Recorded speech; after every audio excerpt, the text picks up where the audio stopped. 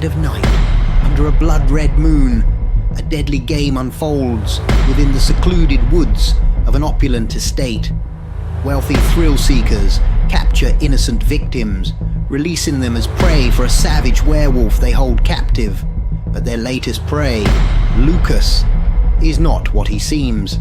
As the full moon rises, the hunter's sadistic game spirals into chaos. Lucas, a cunning werewolf himself, seeks to turn the tables. In a heart-pounding chase, alliances shift, and the hunter becomes the hunted. Shadows lurk, teeth glint, and howls echo. Welcome to the Blood Moon Hunt, where survival is a luxury, and every heartbeat could be your last. Chapter 1. The hunt begins. The moon hung ominously in the sky, a perfect orb, casting a ghostly hue over the sprawling countryside. The gentle rustling of leaves in the wind was the only sound that broke the eerie silence of the night. In the heart of these woods, a desperate figure darted through the underbrush, his breath coming in ragged gasps. David, a young man from the nearby village, had been snatched from his mundane life into a nightmare he could hardly comprehend. The terror in David's eyes was palpable as he stumbled over roots and ducked under low-hanging branches. His mind raced with fear, yet a singular thought pierced through the panic. He must escape. The full moon above seemed to mock his plight, illuminating just enough to reveal the shadowy figure that relentlessly pursued him.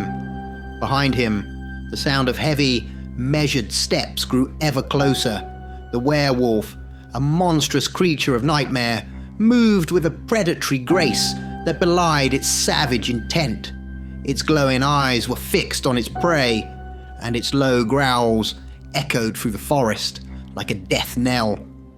David's heart pounded in his chest as he pushed his tired legs to move faster. He could hear the snapping of twigs and the guttural breaths of the beast closing in. In a fleeting moment of hope, he spotted a clearing ahead, but as he burst into the open space, his foot caught on a hidden root, sending him sprawling to the ground. The werewolf was upon him in an instant. David's screams pierced the night as the creature's claws tore into him, a gruesome end to a merciless chase. The forest swallowed his cries, returning once more to its unsettling silence. Miles away, in a lavishly decorated room within a grand estate, a group of well-dressed individuals gathered around a large screen displaying the grisly scene. Their faces were alight with twisted excitement as they witnessed the conclusion of their latest hunt. "Excellent performance tonight," remarked one man, his voice dripping with satisfaction as he sipped from a crystal glass. Another, a woman adorned in jewels, laughed heartily. "I must say, this was one of our best hunts yet." The fear in his eyes was almost palpable. The room was filled with the clinking of glasses and the rustling of money as bets were settled. They revelled in their cruel sport, oblivious to the horror they had wrought. On the screen, the werewolf stood over its fallen prey, its silhouette a haunting reminder of the darkness that resided in the hearts of those who watched. Unseen by the revelers, a figure lurked in the shadows of the room, his eyes fixed on the screen. He was the next chosen prey, yet unknown to his captors. He harbored a secret of his own. Beneath the facade of fear, a plan was taking shape, a plan for revenge and liberation. The game was about to change, and the hunters would soon become the hunted. Chapter 2. The Capture. 1 year earlier, under a somber sky, the secluded countryside was a scene of calculated chaos. A group of armed men and women, the elite hunters, moved through the dense forest with purpose and precision. They were on the trail of a creature more elusive and dangerous than any they had encountered before, a werewolf. Their leader, a grizzled man named Hawthorne, signaled for quiet as they neared a suspected lair. The air was thick with tension, each hunter keenly aware of the stakes. They had prepared for this moment, armed with silver bullets and a resolve as cold as the steel they carried. The werewolf, sensing the impending threat, emerged with a feral snarl. Its eyes glowed with a primal rage, and its fur bristled in the moonlight. The hunters opened fire, but the creature was swift, darting between trees with supernatural agility. In the ensuing chaos, two of the hunters found themselves too close to the beast. With swift, brutal efficiency, the werewolf lunged, its jaws snapping shut on the first hunter's throat in a spray of blood. The second hunter managed to fire a shot, but it was too late for him as well. The werewolf's claws raked across his chest, leaving him lifeless on the forest floor. The remaining hunters, fueled by a mix of fear and adrenaline, redoubled their efforts. Hawthorne, seeing an opening, took a well-aimed shot that struck the werewolf in the leg, slowing it just enough. They closed in, using specialized nets and tranquilizers to subdue the creature, finally capturing the howling, thrashing form. Once secured, the werewolf was transported to a hidden facility on the estate. Here, it was kept in a reinforced cage, a prisoner to their whims.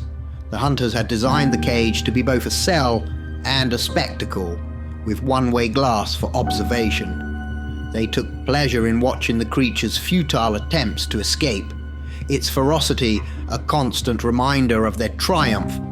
As part of their twisted ritual, they would release the werewolf during the full moon, allowing it to regain a taste of freedom, only to be hunted again. Each month, they kidnapped an unsuspecting victim, releasing them into the forest for the werewolf to hunt. These hunts were a source of entertainment, a cruel game that satisfied their perverse desire for power and control. For the werewolf, each hunt was a torment, a reminder of its own captivity and the loss of its wild nature. It prowled the woods with a mix of desperation and rage, its instincts driving it to hunt, even as it yearned for true freedom. Back in the present, as the hunters reveled in their latest kill, the captured werewolf lay in its cage, its eyes reflecting a deep, unspoken hatred. It had endured a year of this hellish existence, but unknown to its captors, the tide was about to turn. The arrival of the new prey, a werewolf like itself, promised a chance for revenge and liberation. The hunters had become complacent in their game, but they were about to learn that even the most controlled beasts could break free. Chapter 3. The Unlikely Prey. The night air was crisp as the full moon cast its silvery glow over the sprawling estate. The group of affluent hunters gathered in their usual fashion, eager for the evening's entertainment. Their latest victim, a man in his 30s, was roughly escorted into their midst. His clothes were worn and his appearance unkempt, marking him as a wanderer who had been roaming the countryside. "Meet our latest contestant, folks," announced Hawthorne with a sneer. "No one will miss this bum." Laughter rippled through the group as they scrutinized their new prey. "Doesn't look like much. I bet 5 minutes." Another hunter chimed in, eyeing the man dismissively. The wanderer, whom they would come to know as Lucas, stood silently amidst the taunts and jibes. He seemed almost indifferent to his predicament, an attitude that only fueled their mockery. "I could do better than this tramp," boasted a well-rounded man, puffing out his chest in false bravado. "And I think I could beat him with my fists," declared another, eliciting a round of laughter. Lucas took note of each comment, his eyes calmly scanning the faces of his captors. Yet, he said nothing, his silence a stark contrast to the boisterous arrogance around him. As the time for the hunt approached, "All right, tramp, here's the deal. If you can make it off this estate, you're free. But remember," he added with a sinister grin, "there's something out there that's been waiting for you, and it's not as forgiving as we are." The hunters erupted in laughter, as they explained the electronic tag on the werewolf designed to shock it if it tried to cross the estate's boundaries. They were confident in their control over the beast and the game. With a dismissive gesture, they released Lucas into the night.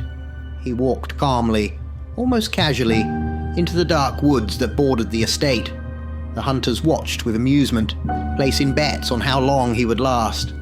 As Lucas disappeared into the shadows, the mood among the hunters was one of anticipation mixed with derision. They retreated to their viewing room, ready to enjoy the spectacle they believed was about to unfold. But Lucas was no ordinary man. As he ventured deeper into the woods, there was a subtle shift in his demeanor. His steps became more assured, his senses heightened. Unbeknownst to his captors, Lucas harbored a secret that would soon turn the hunter's game on its head.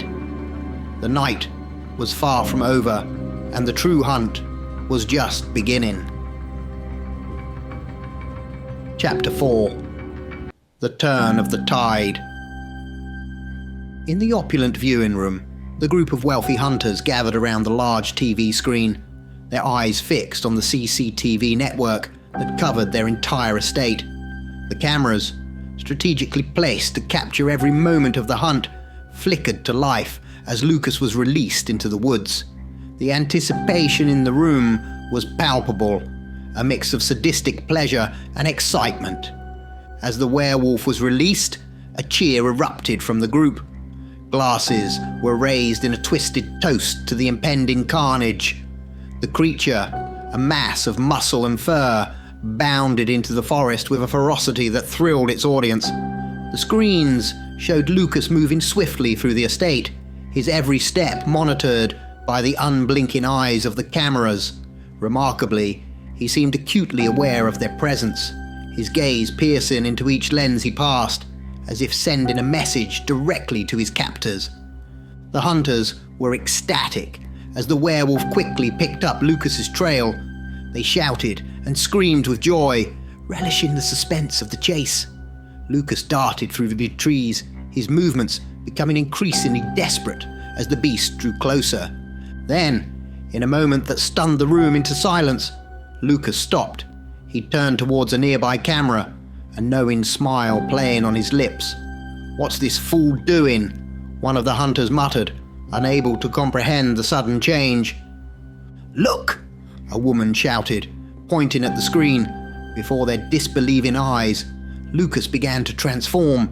His body convulsed and expanded, bones reshaping and muscles bulging. Fur sprouted across his skin, and his face elongated into a lupine snout.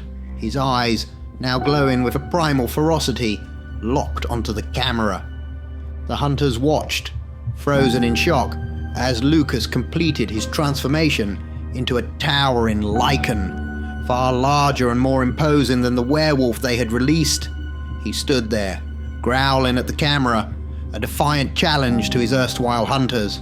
The werewolf, previously in pursuit, approached cautiously, but instead of attacking, Lucas walked up to it, and with a powerful motion, ripped the controlling collar off the creature. The two werewolves then stood side by side, their eyes fixed on the camera, their posture one of mockery and rebellion. In the viewing room, the atmosphere shifted from excitement to fear. The hunters realized, with a growing sense of dread, that they were no longer the ones in control. The two werewolves, now free of their constraints, turned away from the camera and disappeared into the night. A heavy silence fell over the hunters. The realization that their game had turned against them was a bitter pill to swallow. They had unwittingly unleashed two powerful and vengeful creatures upon their estate. The hunters had become the hunted, and the night was far from over. Chapter 5. The Hunters Hunted. Pandemonium erupted in the viewing room as the reality of their perilous situation dawned on the hunters. Accusations flew, voices rose in panic and fear, and fingers pointed in blame. The once cohesive group of elite thrill-seekers quickly devolved into a chaotic mob, pushing and shoving. their facade of sophistication crumbling under the weight of their impending doom. The ruckus was abruptly silenced by a chilling howl that resonated through the walls of the estate, sounding perilously close. The hunters froze, their eyes wide with the terror. "They're coming," a man whispered, his voice trembling. Outside, the two werewolves, Lucas and his newly freed companion, moved with purpose and stealth, their senses heightened. They easily tracked their prey, their every step bringing them closer to the hunters. Inside the estate, the hunters scrambled to arm themselves, their previous confidence shattered, but they were not prepared for the cunning and ferocity of their attackers. One by one, the werewolves isolated and targeted the hunters, especially those who had mocked Lucas. Lucas, in his lichen form, was a sight to behold, a towering beast, fueled by rage and a thirst for vengeance. He remembered every taunt, every jeer, every bet placed on his life. Now it was his turn to hunt. The estate became a hunting ground. The tables turned in a nightmarish reversal. The hunters found themselves pursued through the very corridors where they had once gloated over their cruel game. The werewolves were relentless, their attacks brutal and efficient. One by one, the hunters fell prey to the werewolves.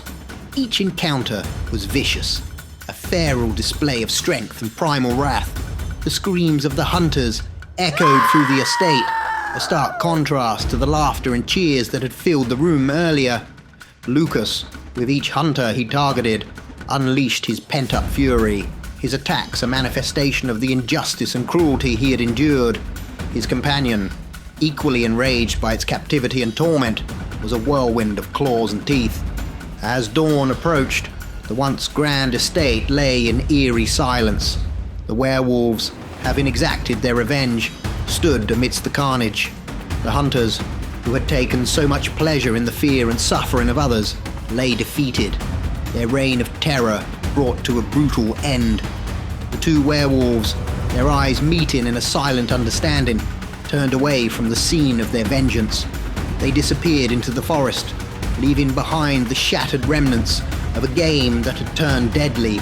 The hunters had been hunted, and the night of the blood moon hunt would be remembered as the night the hunted claimed their freedom.